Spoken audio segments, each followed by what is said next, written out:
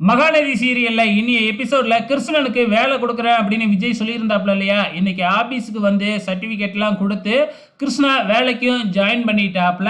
So இப்போ கிருஷ்ணாவை அழைச்சிக்கிட்டு போயிட்டு எல்லாருக்குமே இன்ட்ரடியூஸ் பண்ணுறாப்புல. இவரும் ஒரு இன்ஜினியர் தான் அப்படின்னு சொல்லிட்டு ஐயப்பனை கூப்பிட்டு இன்ட்ரடியூஸ் பண்ணிக்கிட்டு இருக்கும்பொழுது அங்கே விஜயோட சித்தப்பா வந்து இவனை எதுக்கு வேலைக்கு சேர்த்த அப்படின்னு பேச ஆரம்பிக்கிறாப்புல.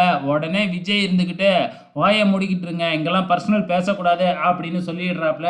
அதுக்கப்புறம் என்ன, அவர் பேசவே இல்லை. அதுக்கப்புறம் கிருஷ்ணாவுக்காக வந்து பார்த்தீங்கன்னா ஒரு ஃப்ளாட்டை ஒதுக்கி விடுறாப்புல. நீங்கள் இந்த ஃப்ளாட்டை பார்த்துக்குங்க அப்படின்னு சொல்லி ஐயப்பனை கூடவே சேர்த்து அனுப்பி வைக்கிறாப்புல.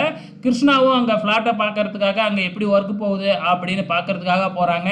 அங்கே போய் கிருஷ்ணாவை வேலை பார்க்க விடாமல் இந்த அன்பு, அதாவது விஜயோட சித்தப்பா கெடுத்துக்கிட்டே இருக்கிறாப்புல.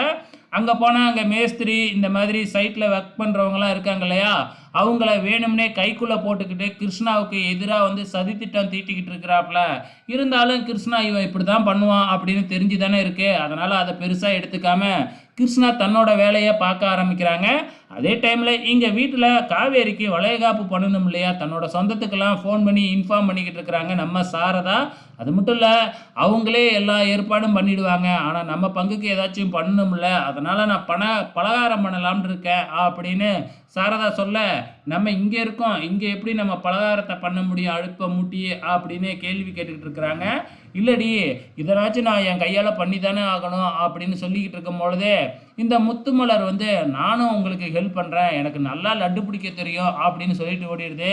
இவனடி இவ்வளவே வரா, இவ்வளவே சொல்லிட்டு ஓடிட்டா அப்படிங்கிற மாதிரி பேசிக்கிட்டு இருக்கிறாங்க. இந்த பக்கம் சிந்து பாட்டியை நல்லா கவனிச்சுக்கிறாங்க.